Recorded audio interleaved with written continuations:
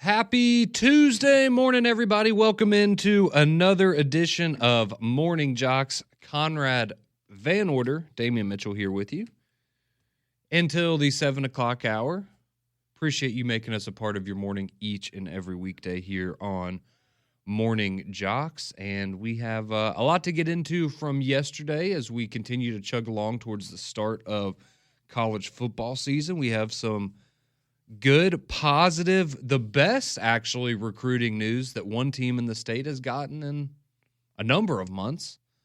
So we can certainly start off things on a high note there. And I do want to throw out another question similar to yesterday, though, just as we're kind of, again, getting closer and closer to the start of college football season. So I do think that maybe next week we will start off really going through with our deep dives of all of the teams in the SEC, because we know a lot of people have been asking for that. You know, when are we going to start really hammering down? I mean, going through the schedule, taking a look at the depth chart, taking a look at, you know, who are the key returners, who are the key additions that a lot of these teams made, and just kind of giving you a prepper essentially on all 16 teams in the SEC heading into the fall.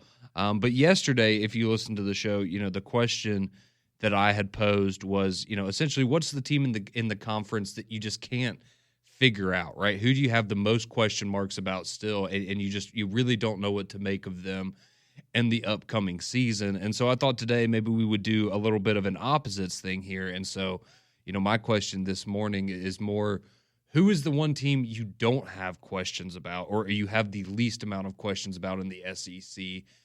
The team you're the most confident in what their season is going to look like. I'm not saying who are you the most confident in, who do you think is going to be the best team, but what's a team, you know, maybe you feel really convicted that, you know, Missouri's going to go 8-4 and they're going to go play in the ReliaQuest Bowl against Illinois. I don't know. You know, maybe you have that already figured out in your mind. You know exactly how their season's going to go. And so I thought that would be a fun kind of exercise today, is just looking through the SEC and you look, if you had to pick one team that you know, you go with your gut, you know exactly what their season's going to look like, who would that team be and why? So I think that could be a fun conversation for us to get into a little bit later on here in the program. But Damian, we do have to start off going down to the plains of Auburn, and this time for some very, very good news, actually, as we had told you about this yesterday, that you were going to want to keep your eyes peeled if you're an Auburn fan around 4:30 yesterday afternoon, because you were looking for the commitment of a 4-star edge rusher by the name of Jaquez Wilkes, and that is exactly what happened. So out of Wadley High School here in the state of Alabama, Auburn picks up a commitment from Jaquez Wilkes. He's 6'4", 240-pound edge rusher, again, there from Wadley. And you get some bragging rights to go along with it, too, because he picks Auburn not only over Texas A&M and Miami, but also over Alabama. So Auburn gets a big in-state commitment there. He is the highest-rated player in the 2026 recruiting class for Auburn. So this was, you're looking for that blue-chip prospect, that kind of guy that you could start to, you know, maybe view as a cornerstone of the class early on and start to build around him and have somebody to come in there that maybe has a little bit of say-so with some of these other recruits and getting them to join him on the plains of Auburn. So a really, really nice pickup there for Hugh Freeze and his staff yesterday. It also bumped Auburn up about 10 spots in the recruiting rankings. They're now up to 65 in recruiting rankings, and that's with only 11 total commitments. So you can see where, again, you start to get a couple more of those commitments in there, and you quickly can see how you go from being in the 70s and 80s, like we were talking about a couple weeks ago, to potentially another top 20 class, maybe even getting up closer to the top 15, top 10 eventually when all is said and done. But nonetheless, Damian, a really, really big pickup for Auburn yesterday as they get Jaquez Wilkes, the 4-star edge rusher out of Wadley, the now crown jewel of their recruiting class. Yeah, and they had to go to the 1A ranks to get him. I know him rather well because in the state championship game this past year, Maplesville played Wadley, and Wadley had 312 yards of total offense, 0 passing yards. I'm going to assume he's also their running back. Yeah. Had 10 tackles on defense. just the Iron Man player. But the fact that, he's a 4-star as a linebacker kind of just shows you the versatility. And also, I mean, in 1A football, you're kind of limited on bodies anyway. But for him to be able to flip around on the offensive side of the ball and run for 312 yards in a pretty convincing win in the 1A state championship. But no, in all seriousness, like he's a dude. Like I think that he's going to get bigger, faster, stronger, and he also has another year of high school too. So we could be hearing his name a lot more throughout. But I think that the future is extremely bright, and we're getting closer and closer to August 1st. When it comes to the recruiting side, especially for Auburn, because that's the date that they told us, that we need to kind of be on the lookout for. But I do think that for all the momentum that you've had or lack of momentum that you had in recruiting, you at least got a commitment from somebody that's, not too far from home and could make an impact when he does get on campus in the future. Yeah, no doubt about it. So big pickup there for Auburn, getting Jaquez Wilkes, the 4-star edge rusher here in the state of Alabama. And that was, kind of another talking point with the whole recruiting thing, right? Was last year, Auburn did such a good job of essentially loading up on all the top talent in the state of Alabama. And now this year, that's flipped a little bit where Alabama's kind of pulled back and been able to get some of those big in-state recruits. And now Auburn gets on the board, is pretty big there for the Auburn Tigers. And maybe even better than that, if you're an Auburn fan right now, we have Alabama fan already texting in this morning that is not happy about losing out on this recruit to Auburn. So that might make you feel better than anything if you're an Auburn fan, because Jamie texted in on the Courtesy GMC text line, says, had he not went to Wadley, Auburn and Wadley are connected, so he wouldn't have landed there. This is good. Now he can stay at home with his mom while he goes to play school at Auburn. Probably the best thing to help keep him out of trouble down there. God almighty. So we're already just assuming that. Yeah. We ain't got to wait till November for this hate. Just like, man, so you're just assuming this kid's a bad kid and so he needs to stay at home? Like, right. Sounds like you're a little salty that he didn't pick Alabama. So, again, if you're an Auburn fan, maybe that's the sweetest thing of all is that you finally have maybe gotten digging under the skin of Alabama fans a little bit. Rent-free. Getting some in-state recruits. You're in their head, man. See how quickly the state flips year by year? Yeah. It's good, man. It's good. And we talked about this recently, but again, I do feel like there's it just feels a little bit different going into this year in terms of honestly, kind of the energy and the, what you get from a lot of the listeners and just how, y'all are ready to bow up. A lot of you're ready for the season to start, but you have Alabama fans and Auburn fans just kind of coming out of the woodwork here this offseason and really, really, really kind of going at it, getting ready for the season, which we haven't had in a while. I mean, I think we were talking about Alabama yesterday on 3-man front. I had a lot of people that were not happy with me yesterday, and it was just, it's a lot of Auburn. It's like you just haven't heard that in a while of Auburn people actually bowing up about, I don't appreciate, your opinion on the program, or I don't appreciate, you're not confident that, Auburn's about to turn things around. Like, you haven't said that in 5 years, and now, like, you got the juice back a little bit, Auburn fans. It's good to see. Yeah. It's awesome. Trust me, I'm with you. When Hugh Freeze landed, we joke about it, but the Freeze 5 that all committed to Auburn, you felt, okay, well, yeah, this thing is probably starting to trend in the right direction.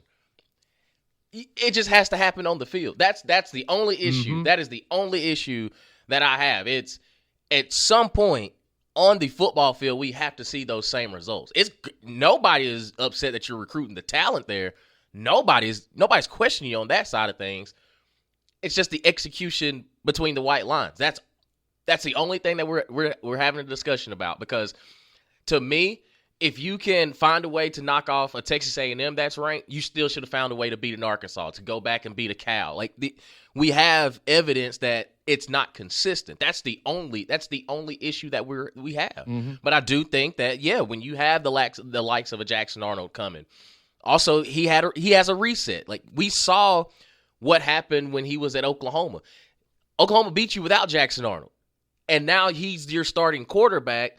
So, okay, if there is a reset, I think talent-wise, I do think that he can get you over the hump.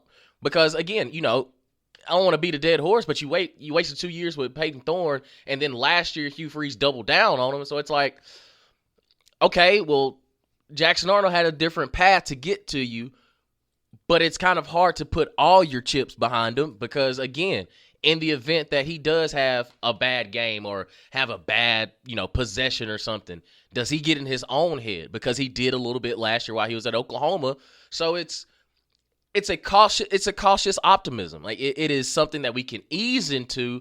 Now, if we're sitting here at the, they knock off Baylor, knock off Ball State, South Alabama, they roll into Oklahoma 3-0, then, yeah, let's see what this thing is going to look like because that's your first SEC game. But I do think that, yeah, it's fine to be cautiously optimistic. But also you have to, even as an Auburn fan, you have to look at, is the on-field product producing? That is all that matters because, again, you have the talent. It's can I look at Auburn on a Saturday and do they beat the teams they're supposed to beat?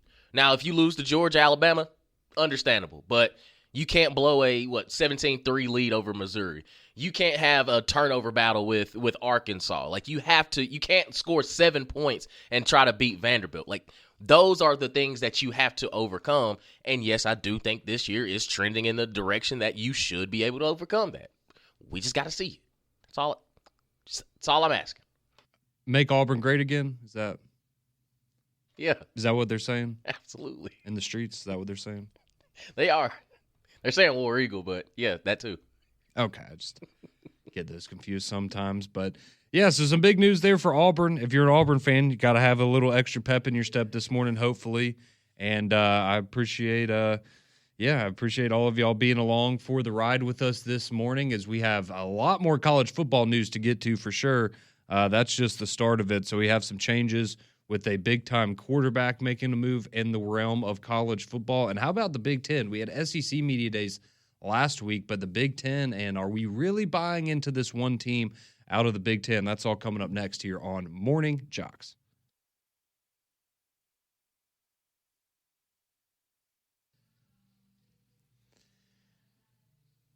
.617, welcome back into Morning JOX here on your Tuesday morning. Conrad and Damian here with you until 7 o'clock when we will hand you off to McElroy and Kublik in the morning.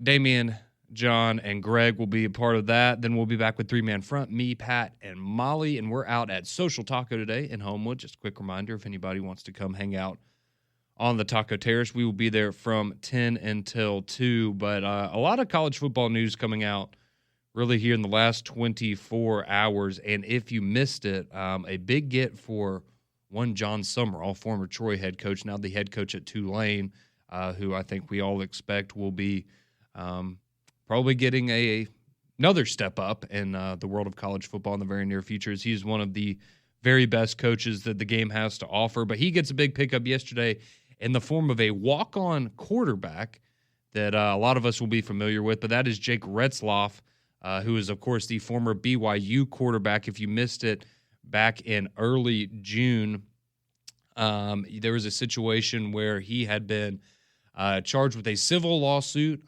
with a female where he admitted to having premarital sex, and she had accused him of rape. Ultimately, she dropped all of those charges, and so that part of the legal situation has been resolved, and all the charges were dropped once again. But in the process of this, through the court process, he had to admit that he had premarital sex while on campus at BYU and a member of the football program, which violates their honor code and would have set him up to receive a 7-game suspension for the upcoming college football season. So instead of doing that, he decided that he would enter the transfer portal, and it's certainly going to be a quick acclimation process for him at Tulane.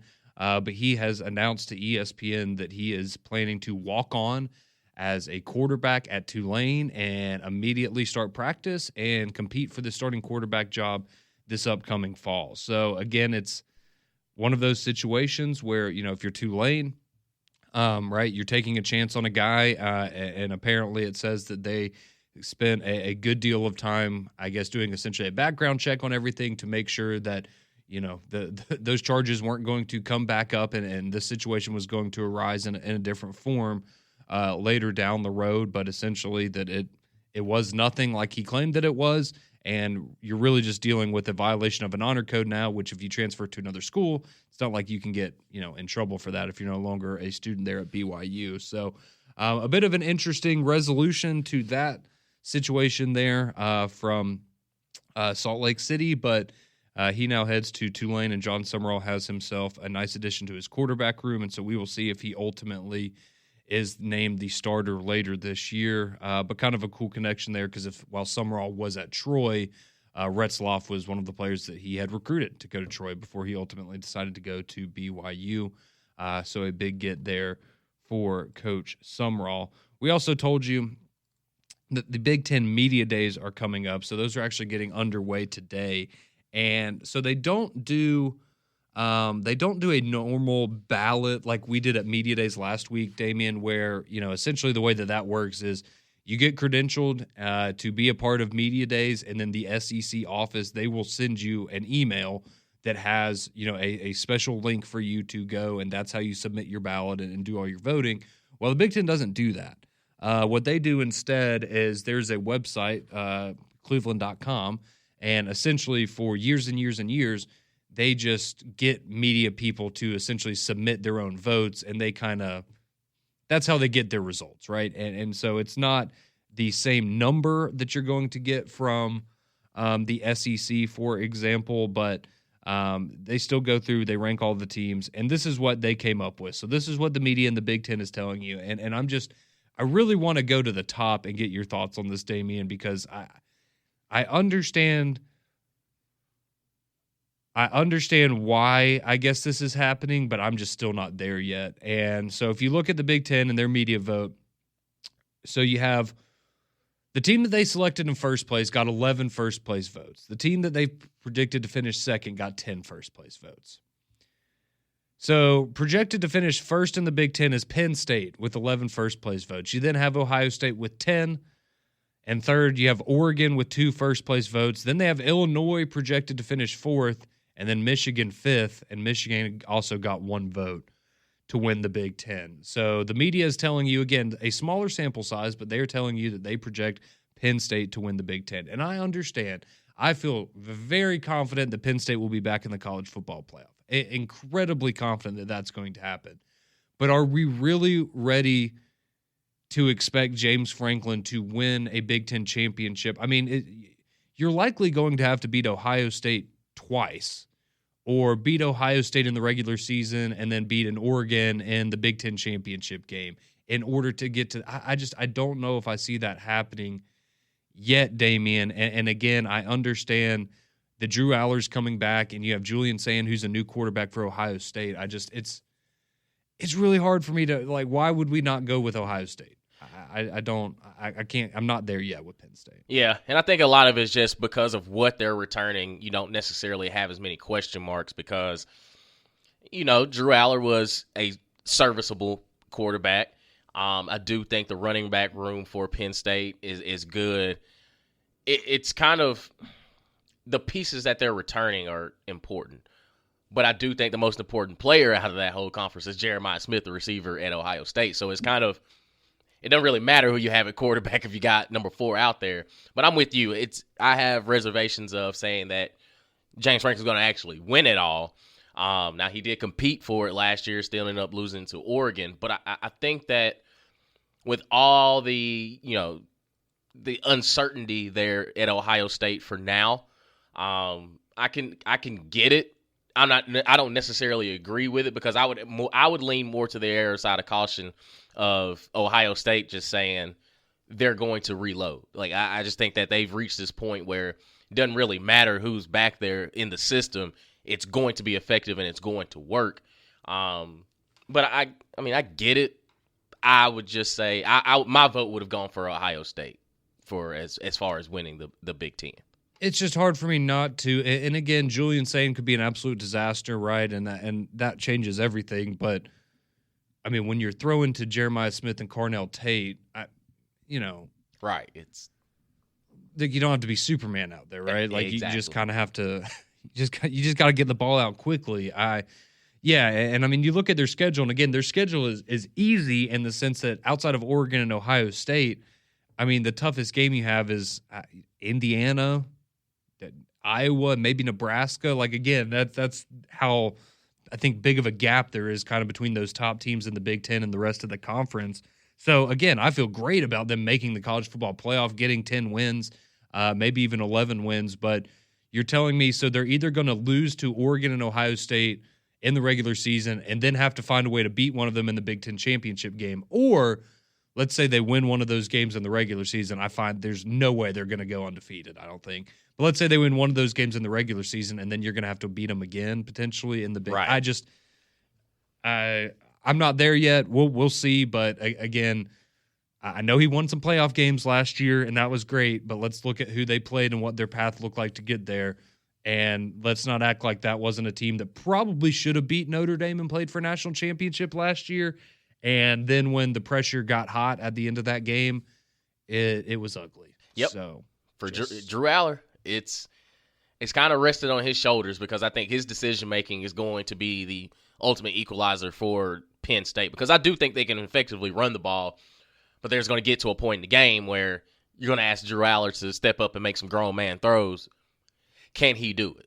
Can he have the jump that Cade Klubnik had last season for Clemson, where it's, okay, yeah, we see glimpses, but he hadn't put it together. Drew Aller, you've seen moments. Also, the offensive system isn't necessarily made for him to go out there and throw for 400, but it's those third down passes where it's third and medium and third and long.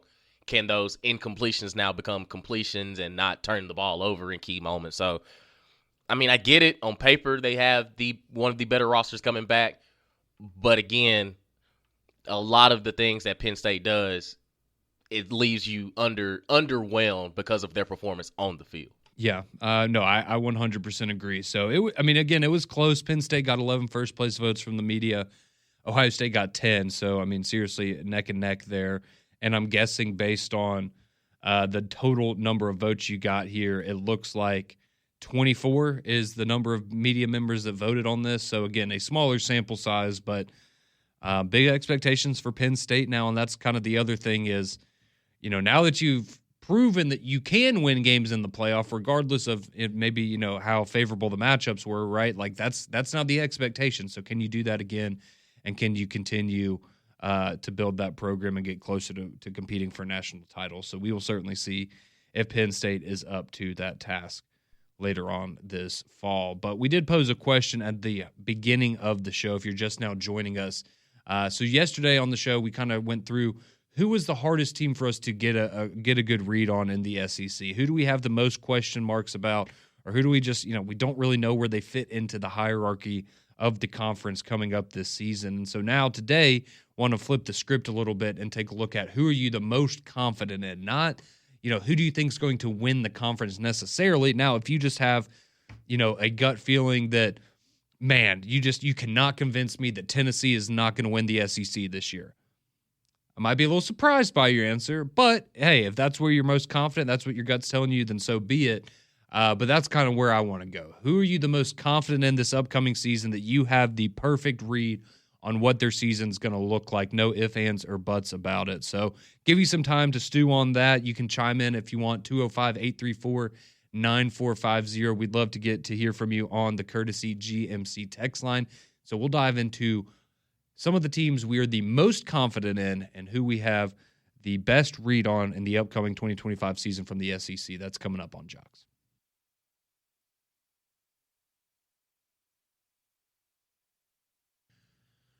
.632, welcome back into Morning JOX here. Appreciate you making us a part of your Tuesday morning.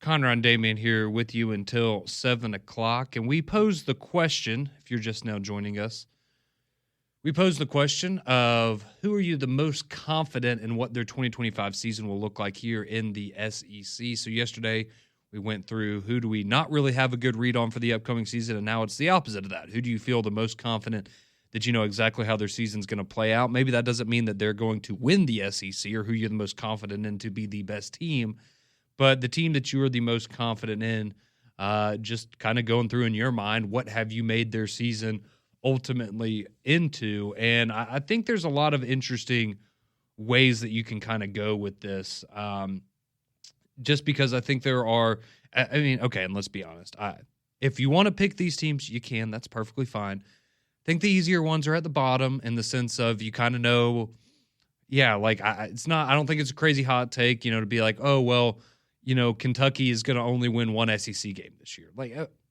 yeah, probably. Like that's probably pretty spot on. I can't argue with that. But if you want to say, oh man, I feel really convicted that, I think Arkansas is going to win 10 games this year and they're going to, be in the college football playoff. I mean, okay, if that's how you feel, then so be it. I'm not trying to put words in your mouth, Damian. You're good. I just know you're good. You're a big Arkansas guy this year. But for me, that team, and again, it doesn't mean I don't have question marks about the team, but in terms of how confident I am of what they will ultimately end up being, I really think I have to go with Ole Miss in the sense that if you had to ask me any team on here that I'm the most confident in what their record will be at the end of the year, I would sit here and tell you Ole Miss at 9-3. And a lot of that has to do with that's just kind of the expectation for Lane. I know we've seen him win 10 games, but again, I go back to last year and you had the perfect setup to find yourself in a college football playoff, but you stubbed your toe against Kentucky, you stubbed your toe against Florida late, and that was such a – when they were on last year, I really think you could make an argument that at times they were the best team in the country, right? What they did in that Georgia game was incredible. But then you saw the ugly parts of it, of when that offense stalled and you couldn't get anything going. You saw how bad it was against Kentucky. You saw the throws that Jackson Dart had to force against Florida because they just couldn't get anything going late in those games, and that's ultimately why you find yourself at 9-3. I think similarly for Ole Miss this year, again, I don't really have any questions about the offense. Austin Simmons, I have total confidence that Lane Kiffin will be able to put him in there, and it will be business as usual, at least offensively speaking for them. But I do think on the defensive side of the ball, you lost a lot of talent, right? And you went through the portal, and you hit on a lot of guys last year. That doesn't mean you can't do it again this year, but I think we all know that that's, kind of a crapshoot year in and year out. You don't necessarily know what you're going to get. But I do think Ole Miss, the way that their schedule shapes up and the offensive talent that they will have, I feel really, really confident about them being 9-3 ultimately at the end of the day. Now, is 9-3 this year going to be good enough to maybe be like a fifth team in the college football playoff or a fourth team from the SEC potentially? I think it very well may be, especially when you look at, if you have losses to, let's say, Georgia, LSU, and, South Carolina, or maybe a Florida again that's much improved. I think you have the potential there. But I feel really, really confident about Ole Miss being 9-3. I don't know how they'll get there necessarily, but I feel really confident that at the end of the year we're going to look back and go, all right, that was a pretty good year for Ole Miss, and they're about to go to a bowl game and have a chance to get to double-digit wins again. I'm in a similar boat, just with a different team. I'm with the Florida Gators. I think Florida has, and I thought about this yesterday, with all the glitz and the glamour that we're so used to Florida being, this is the first time that I look at this Florida team and they're, no disrespect, but they're tough. Like they have changed the identity of, hey, we're going to go out here, score 50 points, a lot of offense. I think now they've reached this kind of certain level of confidence with Billy Napier of, if this thing turns into a fist fight, it's going to get absolutely ugly for you. Because I do think what DJ Lagway gave you last year, and think of the development of how he was brought up and how Marcel Reed was for Texas A&M. It was, okay, we weren't necessarily expected to be in this position. And I look at DJ Lagway as rising to the occasion week in and week out when it was his job. And now going into this season where he doesn't have to look over his shoulder, not worried about Graham Mertz. And you saw pieces of, okay, and again, there's no should haves or could haves in football, but how differently that game would have been for Georgia if DJ Lagway does not go down, and how the rest of the season really looks like for Florida if he doesn't get hurt. So it leans to me. It kind of looks at this season. Okay, if they're quote unquote in the middle of the pack, they're going to be in that upper part of the middle of the pack where it's could be an 8-4, 9-3, and the difference is between you may lose to Texas because Texas just got a couple more Jimmys and Joes than you, but then you find a way to beat an LSU, you find a way to sneak that Georgia win or even beat an Ole Miss, that it doesn't feel like a far-fetched possibility because you beat two of those three teams last year. So I think for Florida, And then you have Jaden Baugh in the backfield. Like, it's just the identity change for Florida. I think it's very similar to what Auburn wants to be with Hugh Freeze. It's, I can look at this coach and I can tell, okay, he has the grip of the program. Mm-hmm. If you just get out of his way, let him actually coach some ball, you'll see what the results are. And I think Florida has reached that point with where they are that, hey, if we are in the conversation, kind of like South Carolina last year, if they're in the conversation of being in the playoff, Billy's done exactly what he needs to do. And I think last year it showed that you know, yeah, you got to be on the road for these games, you know, flipping it over with Ole Miss and at LSU. But I do think that pound for pound, they can look across no matter what team it is and say, okay, yeah, we can find a way to win this ball game and it not be, you know, on some fluke stuff. It's no, they went in there, they handled their business, they hit this team in the mouth, and the other team didn't respond. And I think Florida has reached that point as a program, and I expect them to have a pretty good 2025 season. Damian, high on the Florida Gators. It was hard. It was hard because Arkansas was right on the tip of my tongue. But I know that you hate Sam Pittman and Taylor Green and all those guys, so I ain't want to ruin your morning. No, I mean you love Florida, you love Arkansas, you love Oklahoma, you love Alabama, Tennessee. You love Tennessee. Just throw Ole Miss in there. Thought of love. It's Ole Miss. It's half a dozen right there. Yeah. Got a lot of love to go around. I will say another one quickly that I had crossed my mind, and again, I feel a little bit better about the Ole Miss one, and so I went there. But I really feel confident in Tennessee being an 8-4 team this year, and like that's that number specifically. And I'll be honest, I think that I would look at that as pretty good. Right, given everything that happened this offseason and all of the change and drama and all that fun stuff you had to go through with Nico. But talking to people last week at SEC Media Days, there were a couple people that are, I think, the foundation at Tennessee is pretty good now. Like the floor really shouldn't be any lower than, maybe 7-5 if things really, really go wrong. But, the more I talk to people, it's like, there's no reason that Tennessee shouldn't be able to go 8-4 and.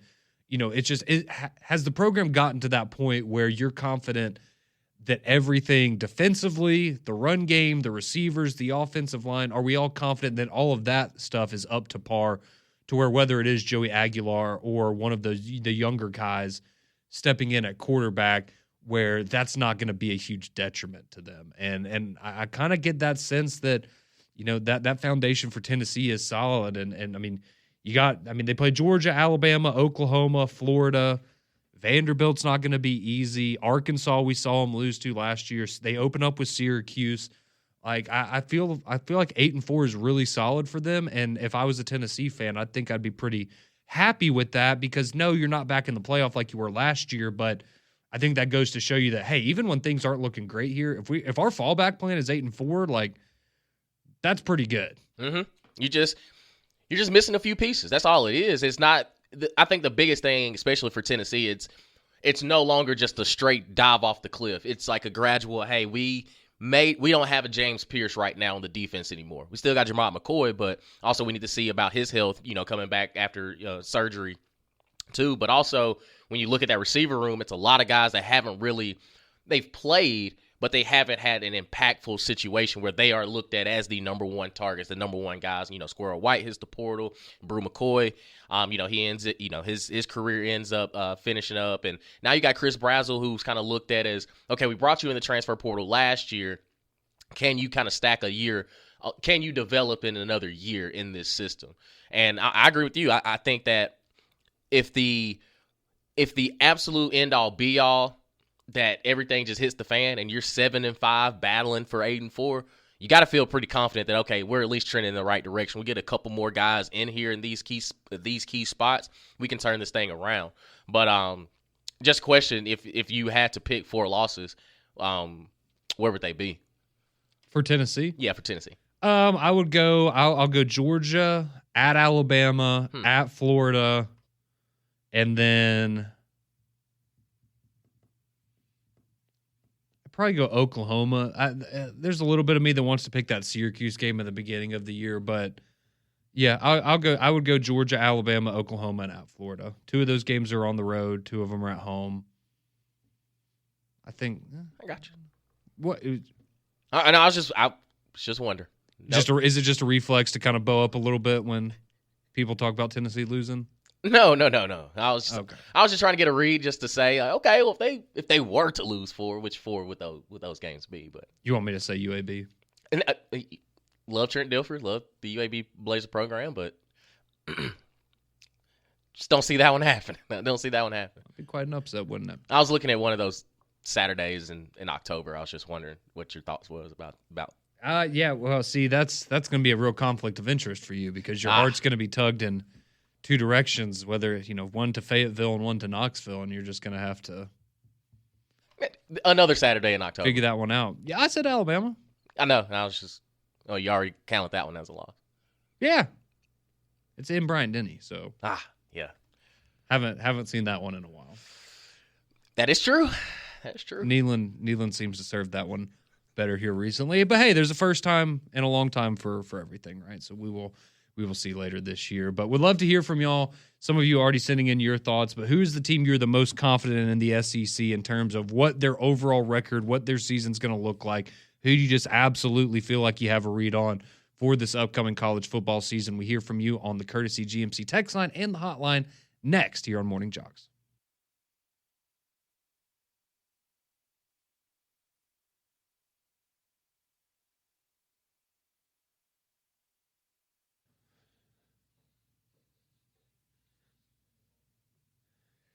.649, welcome back into Morning JOX. Damien's going to be having a good time when Tennessee and Arkansas play coming up this fall, and when Tennessee and Alabama play, and when Tennessee and Oklahoma play, and Florida. Man, you get Tennessee playing all of your four favorite teams. Yeah. It's an exciting season for you. It is. I'll make a decision, but yeah, I do think the matchups in the SEC are going to be entertaining this year, as they always have been. Somebody, Alan on the text line says Damien, he says, Conrad, Damien's going to be a Florida Gator, isn't he? I don't show my hand. I wish I could tell you, Alan. I don't have a good. This is like yesterday, right? We didn't have a good read on some of those teams. I don't have a good read on Damien and who he's going to pick. Yeah, because every day he tells you a different team that you think would be in the lead, and but I only have 5 now, so it's tough. Yeah, those only 5 I'm talking about. That's okay. I mean, me and you both put John Mateer in the Heisman. Like, he's going to be in New York, but how can you do that from the middle of the pack in the SEC? So where's your heart lie? Big Bama guy. I think we all know where mine lies. Don't think we Norman, Oklahoma. Don't think we have to question that. But yeah, so we asked you the question of who you are the most confident in what their season's going to look like this fall in the world of college football, and we have a wide range of results coming in, honestly. So we will let's get to those real quick. So we have Teddy. Is that right? Yeah, this is Teddy. He chimes in. This is what his predictions for the upcoming season. These are the teams. He has 4 teams that he feels pretty confident about how their season's going to go. All right, Teddy, let's see what you got. He says Alabama has a great season and wins the national championship. Roll Tide. Florida has a great season and makes a playoff run. Go Gators. Ole Miss has a good season where they show promise, and Texas Hotty toddy. Has a great season but loses in an upset in the playoff. Hook 'em. I wonder who they're losing to. So you'd have Bama, Florida, and Texas all in the playoff, and then I'm assuming Ole Miss just right would be right on the outside, so 9-3 again like last year. Okay, Teddy, appreciate you chiming in. Here we go. Alex. Arkansas rolls into the Tennessee game at 5-0. They will then finish the season at 9-3 or 10-2. Taylon Green is a big factor in the Heisman conversation. Woo pig. That's Woo pig. I'm here for it. Mm-hmm. Listen, I have moderate hopes for Arkansas. Now, I'm not mad at him for this prediction. I am not mad at him at all. He has even more confidence in Arkansas than I do. I think they'll be good, but there's some wrinkles that they need to iron out. But I do think that Sam Pittman will be coaching again in 2026 as well. I hope he is. Me too. Regardless of what Damien says, I do not hate him. I actually like Sam Pittman a lot. Huh. but Can't tell. Well, you got to win football games, unfortunately. Oh, boy. Let's see. Getting back to, if you missed it earlier, the big news, Jaquez Wilkes, the 4-star edge rusher out of Wadley, he commits to Auburn yesterday. So Auburn now, with their highest-ranked recruit in the 2026 class, they got bumped up about 10 spots, so they're now sitting 65th overall in recruiting after adding Wilkes. And Don, he texted in. He says, that makes 2 in a row against Alabama for Auburn. Don't forget that Zierer, who was the 3-star offensive lineman last week, was down to Alabama and Auburn. Got a little momentum going in recruiting, just saying. Yep, you certainly do, Don. Hope to see you out at Social Taco a little bit later today, as well as the rest of y'all, if y'all have the opportunity to stop by and visit us on the Taco Terrace. Let's see. Speaking of the Vols, Smokey from Jasper says, have y'all heard anything about Boo Carter? Can't say that I have. That would be, that's Damien's team. But no, I have not. Let's see. The last thing I see here is a news story saying, I don't think it's a slam dunk that he's going to be playing in 2025. So that's your quick update on Boo Carter, if that changes how you feel about Tennessee for this upcoming year. Let's see. Someone says, my question is, if you go to BYU and you're not an athlete, what is your punishment for breaking the honor code? That'd be a good question. What? I guess it just depends which code it is. The premarital sex one. I don't know. Probably like a slap on the wrist. I don't know. I was thinking I don't know. What, like mandatory soaking training or something? I think that would be more of a reward for a lot of them. Let's see. Bobby chimes in. He says, the scenario I'm most confident in this season is Alabama having 3 or 4 losses. If Ty Simpson was as good or better than Milroe, then he would have started before this year. Wow. Okay. See, and then Chris says, mine is Alabama. Loaded at every position. If Ty Simpson could just be a little better in the passing game, this team is going to be scary. So appreciate all of you chiming in with your thoughts. We'll continue the conversation of college football season tomorrow at 6 a.m. But right now, we hand you off to McElroy and Kubelik in the morning.